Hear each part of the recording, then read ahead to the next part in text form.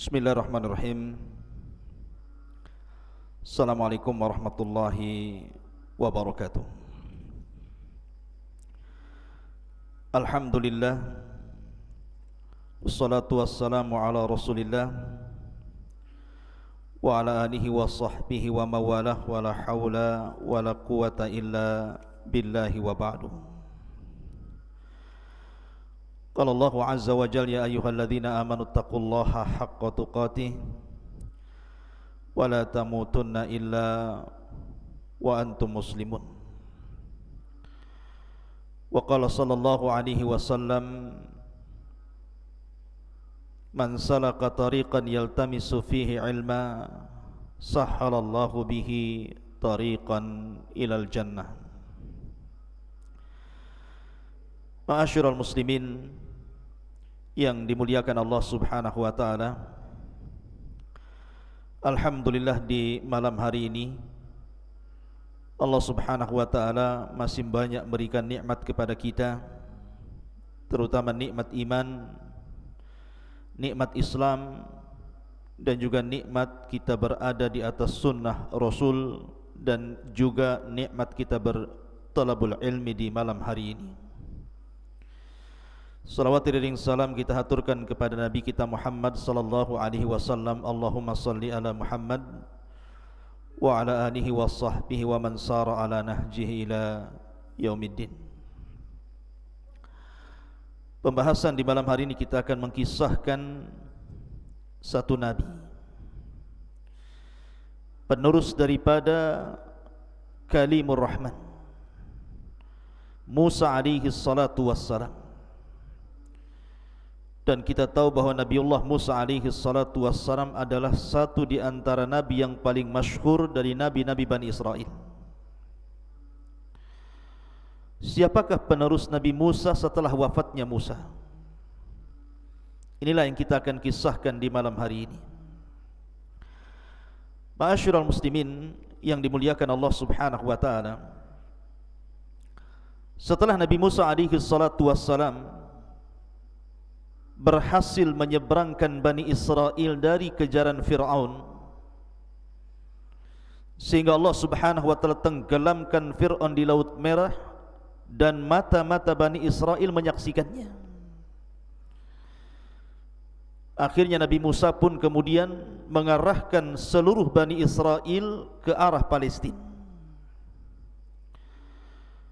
Banyak peristiwa dalam perjalanan Nabi Musa dengan Bani Israel menuju Palestina. Saya tidak hendak membicarakan peristiwa-peristiwa ini karena terlampau panjang waktunya. Saya akan masuk pada inti permasalahan. Ketika kemudian Nabi Musa sudah mendekati perbatasan Palestina, Nabi Musa alaihi salatu wasallam tidak bisa masuk, karena di negeri itu dikuasai oleh orang-orang Jababirah, sehingga Musa alaihi salatu wassalam harus berjihad melawan mereka. Maka Musa alaihi salatu wassalam kemudian meminta kepada Bani Israel untuk siap perang dan berjihad. Tetapi Bani Israel lah kaum yang sangat pengecut, penakut, tidak berani berperang. Kemudian mereka justru mengolok-olok Musa alaihi salatu wassalam dan mengatakan, ya Musa, kalau engkau ingin berangkat perang, sana berangkat. Idhab anta wa rabbuka faqatila. Berangkat engkau wahai Musa, ajak Tuhanmu perang berdua sana. Innaha huna qaidin. Kami biar duduk-duduk menyaksikan siapa yang menang, siapa yang kalah. Begitulah muamalah Bani Israel terhadap nabinya, tidak memiliki adab, su'ul adab. Akhirnya karena mereka tidak mau berjihad, Allah Subhanahu wa taala berikan azab kepada mereka, sehingga mereka kemudian dilinglungkan, tidak bisa keluar dari daerah itu, yang disebut oleh para ulama sebagai Ardutih, dan itu juga dicantumkan dalam Al-Quran. Selama 40 tahun mereka berada di negeri itu, tidak bisa keluar. Bayangkan, mereka tinggal di sebuah padang pasir kering kolontang, tidak ada tanaman, tidak ada tumbuhan, tidak ada air. Betul-betul Allah Subhanahu wa taala hinakan mereka karena mereka tidak mau berjihad dengan Nabi Musa alaihi salatu wassalam. Walaupun kemudian akhirnya dengan kebaikan Nabi Musa alaihi salatu wassalam mereka diberikan makanan manna wassalwa. Kemudian dikeluarkan air dari bebatuan sebanyak 12 mata air. Itulah makanan mereka selama berada di negeri Tih. Sampai Allah Subhanahu wa taala takdirkan Nabi Musa meninggal dunia di negeri ini, dan juga sebelumnya Harun alaihi salatu wassalam juga meninggal dunia dan belum mampu membebaskan Baitul Maqdis. Baru setelah kemudian Harun meninggal dunia, Nabi Allah Musa alaihi salatu wassalam meninggal dunia, maka tampuk kepemimpinan jatuh ke tangan Yusha ibn Nun.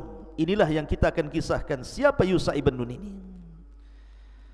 Ma'asyiral muslimin yang dimuliakan Allah Azza wa Jalla, Yusha ibn Nun ini orang dekatnya Nabi Musa. Kalau kita cerita tentang kisah Musa mencari ilmu menuju Nabi Khidir alaihi salam, maka pembantu yang ikut bersama Musa adalah Yusha ibn Nun. Dialah yang membawakan perbekalannya sampai betul-betul Musa berjumpa dengan Khidir. Artinya Yusha ini betul-betul orang dekatnya Nabi Musa. Sehingga ketika Nabi Musa alaihi salatu wassalam meninggal dunia, maka Yusha inilah yang kemudian menjadi nabi dan yang memimpin Bani Israel. Ketika generasi para pengecut, para penakut di zaman Nabi Musa juga sudah hilang, sudah meninggal dunia, kemudian datang generasi berikutnya. Maka generasi berikutnya inilah kemudian digembleng oleh Yusha ibn Nun selama 40 tahun untuk siap berjihad. Barulah kemudian tumbuh keberanian mereka jihad, tumbuh keinginan mereka ingin menguasai Baitul Maqdis. Tetapi ketika itu Yusha ibn Nun mensyaratkan setiap pasukan yang ikut dengan dirinya tidak boleh masuk pada 3 perkara.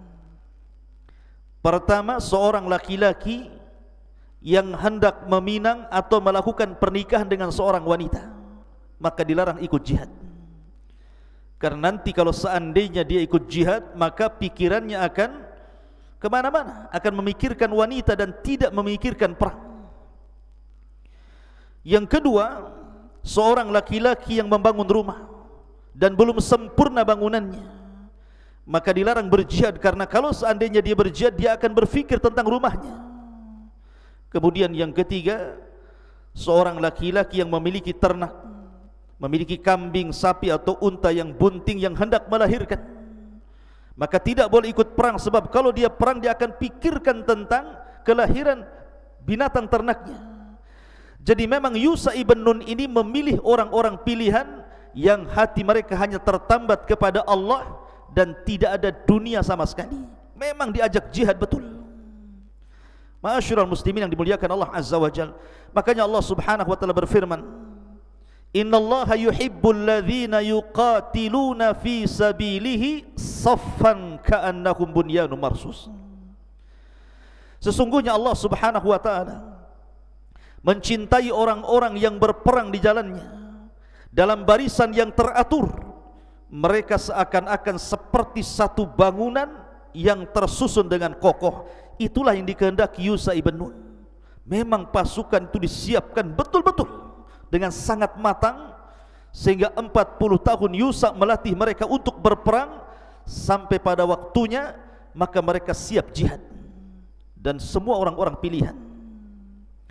Ma'asyiral muslimin yang dimuliakan Allah Subhanahu wa taala, berangkatlah tentara Bani Israel yang memang orang-orang pilihan dari kalangan muwahhidin, orang-orang yang beriman, dipimpin langsung Nabiullah Yusha ibn Nun menuju Baitul Maqdis untuk merebut Baitul Maqdis. Dan inilah sejarah pertama Bani Israel menyerang Baitul Maqdis dan hendak membebaskannya di tangan Yusha ibn Nun. Masalahnya ketika kemudian tentara Yusha ibn Nun ini sudah berada di gerbang Baitul Maqdis, maka gerbang itu tidak bisa dihancurkan, sehingga mereka terpaksa harus mengepung gerbang itu selama 6 syuhur, 6 bulan. Bayangkan, mengepung benteng tidak bisa dirobohkan, karena serangan-serangan dari dalam itu luar biasa, panah, tombak luar biasa berhamburan, sehingga mereka tidak bisa masuk dan tidak bisa memecahkan gerbang.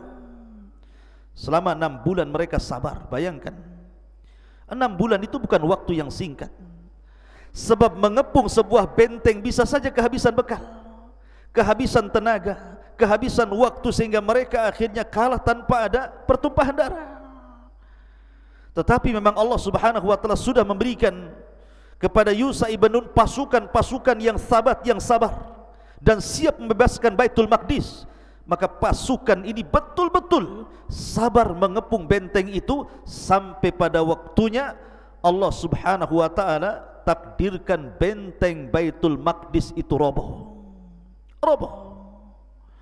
Ma'asyiral muslimin yang dimuliakan Allah Azza wa Jalla. Makanya Allah Subhanahu wa taala berfirman, wa ka'ayyin min nabiyyin qatala ma'ahu ribbiyuna katsir fama wahanu lima asabahum fi sabilillah wa ma dha'ufu wa mastakanu wallahu yuhibbus sabirin. Dan berapa banyak para nabi yang berperang bersama mereka, sejumlah besar dari pengikutnya yang betul-betul bertakwa kepada Allah. Mereka tidak menjadi lemah karena bencana yang menimpa mereka di jalan Allah, dan tidak lesu dan tidak pula menyerah kepada musuh. Allah menyukai orang-orang yang sabar. Jadi memang tentara Yusha ibn Nun adalah bukan tentara yang disiapkan sebelumnya oleh Nabi Musa. Mereka para pengecut. Tapi generasi ini adalah generasi para pemberani, orang-orang pilihan, sehingga dengan kesabaran mereka, mereka berhasil menjebol benteng Baitul Maqdis. Akhirnya terjadi perang yang luar biasa maha dahsyat kala itu, sampai-sampai banyak orang yang meninggal dunia. Sampai-sampai tentara Yusha ibn Nun yang mati syahid sebanyak 12,000, 12.000 pasukan Yusha ibn Nun harus gugur mati syahid dalam perang ini. Karena ini perang perdana, perang pertama Bani Israel hendak membebaskan Baitul Maqdis. Akhirnya kemudian setelah perang lama sekali, tidak kunjung juga dikalahkan, sampai pada waktunya Allah Subhanahu wa taala betul-betul menampakkan pertolongannya. Yusha ibn Nun dan pasukannya hampir-hampir mengalahkan mereka. Masalahnya, ketika Yusha ibn Nun hampir-hampir mengalahkan mereka, itu ketika matahari hampir terbenam, masuk waktu maghrib di hari Jumat. Sementara orang-orang Yahudi itu sangat mengagungkan hari Sabtu. Mereka tidak boleh berperang di hari Sabtu. Sementara mereka sudah siap mengalahkan, tinggal beberapa waktu saja orang-orang itu siap mengalahkan musuh-musuhnya dan bisa merebut Baitul Maqdis. Tiba-tiba kemudian matahari meninggi dan hampir tenggelam. Maka Yusha ibn Nun akhirnya memandang matahari, dan ini salah satu mukjizatnya Nabi Yusha. Satu-satunya nabi yang bicara dengan matahari. Kata Yusha ibn Nun, dia mengatakan, ya ayyatuhas syamsu innani ma'murun wa anti ma'mur. Wahai matahari, sesungguhnya aku hamba yang diperintahkan Allah, dan engkau juga makhluk yang diperintahkan Allah. Kulluna nasiru ilallah, kita semua berjalan karena Allah Subhanahu wa ta'ala. Allahumma ihbisha li sa'atin. Ya Allah, cegahlah matahari itu, jangan sampai tenggelam sebelum perang ini dimenangkan. Subhanallah. Allah kabulkan doanya Yusha ibn Nun, dan ini salah satu mukjizat terbesar Yusha ibn Nun, bisa menghentikan matahari. Matahari itu tiba-tiba diam dan tidak terbenam, dan perang terus berkecamuk, sampai akhirnya kemudian Allah Subhanahu wa taala takdirkan Yusha ibn Nun dan pasukannya berhasil membebaskan Baitul Maqdis. Baru setelah kemenangan itu dicapai oleh Yusha ibn Nun, barulah matahari terbenam dan masuk di hari Sabtu. Ma'asyiral muslimin yang dimuliakan Allah Subhanahu wa taala. Setelah kemudian Allah Subhanahu wa taala menangkan, Bani Israel berhasil masuk ke Baitul Maqdis. Dan ingat, Baitul Maqdis adalah tempat yang sangat mulia. Siapa yang menempati tempat itu akan mendapatkan rizki yang sangat banyak. Makanya Bani Israel setelah kemudian berhasil mengalahkan Baitul Maqdis, membukakan Baitul Maqdis dan mengalahkan para penghuni sebelumnya, maka Yusha ibn Nun sebagai rasa syukur kepada Allah Subhanahu wa taala memerintahkan seluruh Bani Israel, pasukan Bani Israel, jangan masuk kecuali sujud. Sujud kepada Allah Azza wa Jalla karena bentuk syukur.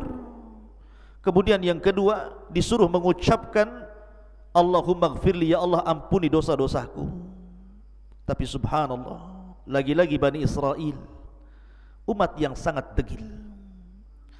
Perhatikan firman Allah Subhanahu wa taala, wa idh qulna dkhulu hadhihi alqaryata faqulu minha haitsu syi'tum ragadan wadkhulul baba sujjadan wa qulu hittah naghfir lakum khatayakum wa sanazidul muhsinin.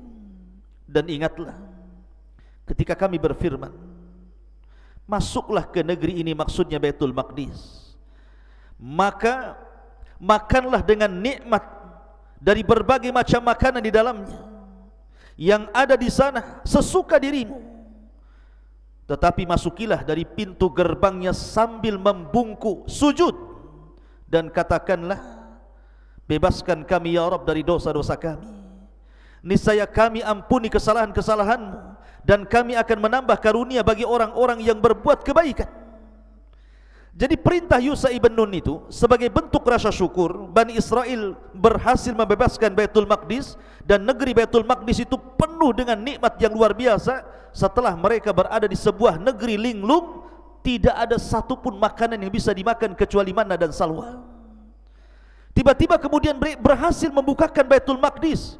Kala itu negeri yang sangat kaya, makanan macam-macam, rizki Allah yang luar biasa. Makanya Yusha ibn Nun mengatakan, masuklah dengan cara sujud, kemudian katakanlah Allahumma gfirli, ya Allah ampuni dosa-dosaku. Tapi lihat bagaimana jawaban orang-orang Bani Israel akan perintah Yusha ibn Nun. Fabaddala alladhina zalamu qawlan ghaira alladhi qila lahum fa'anzalna 'ala alladhina zalamu rizqan minas sama'i bima kanu yafsukun. Lalu orang-orang zalim itu tiba-tiba mengganti perintah dengan perintah lain yang tidak diperintahkan kepada mereka. Maka kami turunkan malapetaka dari langit kepada orang-orang zalim itu karena mereka selalu berbuat fasik. Apa pelanggaran mereka? Pertama, ketika Yusha ibn Nun menyuruh mereka untuk sujud, malah mereka kemudian berjalan membelakangi. Ini kan kurang ajar. Disuruh sujud malah berjalan membelakangi. Yang kedua disuruh mengucapkan hittah. Hittah itu artinya Allahumma gfirli, ya Allah ampuni dosa-dosaku. Mereka ganti kata hittah dengan hintah. Hintah ini makanan. Disuruh untuk meminta ampun malah minta makanan. Kurang ajar Bani Israel ini. Makanya kenapa Allah Subhanahu wa taala mengatakan fa'anzalna 'alal ladzina zalamu rizqan minas sama'i bima kanu yafsukun. Maka datanglah malapetaka dari langit kepada orang-orang zalim itu. Apa malapetakanya? Ada yang mengatakan Allah kirim penyakit taun, semacam wabah. Ribuan Bani Israel meninggal karena wabah ini. Persis seperti mungkin sekarang, di zaman sekarang ada wabah corona. Allah Subhanahu wa taala betul-betul azab Bani Israel dengan diturunkan taun kepada mereka. Sehingga Allah Subhanahu wa taala gambarkan dalam Al-Qur'an bagaimana taun kemudian menimpa mereka, sehingga mereka ulufun hadzarul maut, ribuan manusia itu lari dari taun karena menghindari kematian. Dan itu akibat ulah mereka, karena kebiasaan Bani Israel apabila bermuamalah dengan nabinya cuma dua. Pertama, mengingkari ajaran nabinya. Yang kedua, atau mungkin membunuh nabinya. Perhatikan firman Allah Subhanahu wa taala. Wa laqad atayna Musal kitaba wa qaffayna min ba'dihi birrusul wa atayna Isa ibn Maryam al-bayyinati wa ayyadnahu biruhil qudus afakullama ja'akum rasulun bima la tahwa anfusukum mustakbartum fafariqan kadzabtum wa fariqan taqtulun. Dan sesungguhnya kami telah mendatangkan Taurat kepada Musa, dan kami telah menyusulinya berturut-turut sesudah itu dengan rasul-rasul, dan telah kami berikan bukti-bukti kebenaran berupa mukjizat kepada Isa putra Maryam, dan kami memperkuatnya dengan Ruhul Kudus. Apakah setiap datang kepada kamu seorang rasul membawa sebuah ajaran yang tidak sesuai dengan hawa nafsu kalian, kemudian kalian sombong, lalu sebagian kalian mendustakan dan sebagian kalian membunuh para rasul? Lihat Allah katakan, fariqan kadzabtum wa fariqan taqtulun. Sebagian mereka Bani Israel terkadang mendustakan rasul, bahkan sebagian mereka membunuh para rasul. Siapa yang membunuh Yahya bin Zakaria? Bani Israel. Siapa yang membunuh Zakaria? Bani Israel. Bahkan ada satu desa 70 nabi dibantai dalam satu hari. Makanya Allah Subhanahu wa taala katakan, yaqtulunal anbiya'a bighairil haq. Mereka suka membunuh para nabi tanpa hak dibenarkan. Dan hari ini ikhwatu fiddin yang dimuliakan Allah Azza wa Jalla, tepat pada tanggal 27 Ramadan kalau tidak salah, terjadi penyerangan orang-orang Yahudi Israel kepada Palestina. Mereka membunuh orang-orang yang tidak berdosa, perang yang tidak ada aturan, membunuh anak-anak, membunuh wanita-wanita, membunuh orang tua. Islam melarang. Islam punya adab dalam berperang. Tidak boleh membunuh anak-anak, tidak boleh membunuh perempuan, tidak boleh membunuh orang-orang tua. Kalau hendak membunuh, bunuhlah tentaranya. Tetapi mereka sudah tidak punya aturan, karena memang dari dulu Bani Israel, orang-orang Yahud, mereka suka membunuh para nabi. Yaqtulunal abriya, membunuh orang-orang baik tanpa ada hak yang dibenarkan. Dan kita hanya bisa berdoa kepada Allah Subhanahu wa taala, semoga saudara-saudara kita di Palestina Allah menangkan. Karena bagaimanapun Islam akan datang kejayaannya, akan datang masanya Islam jaya, dan akan menghanguskan orang-orang Yahudi. Ma'asyiral muslimin yang dimuliakan Allah Subhanahu wa taala, maka kembali kepada kisah setelah kemudian Yusha ibn Nun berhasil merebut Baitul Maqdis, kemudian Bani Israel menempati Baitul Maqdis, kemudian berjalannya waktu, akhirnya kemudian Yusha ibn Nun pun meninggal dunia. Kemudian digantikan para nabi setelahnya, dan para nabi setelahnya sampai kepada zaman Nabi Samuel. Disinilah kemudian Bani Israel bosan dipimpin para nabi. Mereka ingin dipimpin oleh raja. Kami tidak mau yang memimpin kami seorang nabi. Akhirnya mereka meminta kepada Nabi Samuel untuk dipilihkan kepada mereka seorang raja, agar mereka kemudian bisa kembali jaya. Karena sebelum kemudian kedatangan Nabi Samuel ini, karena mereka selalu menghinakan para nabi, membunuh para nabi, sehingga mereka kemudian dihancurkan oleh seorang raja zalim namanya Bukhtun Nasr. Sebagian mereka ditangkap, dibunuh, dijadikan tawanan, akhirnya mereka menjadi hina. Karena kehinaan itulah mereka meminta kepada Nabi Samuel untuk dipilihkan raja supaya mereka kembali jaya. Maka Nabi Samuel pun kemudian memilihkan kepada mereka seorang raja pertama Bani Israel yang disebut dengan Raja Talut. Inilah raja pertama dari raja Bani Israel. Bagaimana kisah Talut? Bagaimana melawan Jalut? Bagaimana munculnya Nabi Daud? Tentu ini kisah yang panjang, tidak mungkin saya ceritakan dalam satu malam, dan kita akan bersambung. Mudah-mudahan kajian di malam hari ini bermanfaat untuk kaum muslimin. Akhirnya saya hanya bisa menutup kajian dengan membaca doa kafaratul majlis. Subhanakallah bihamdika asyhadu an la ilaha illa anta astaghfiruka wa atubu ilaik. Allahu ta'ala alam. Assalamualaikum warahmatullahi wabarakatuh.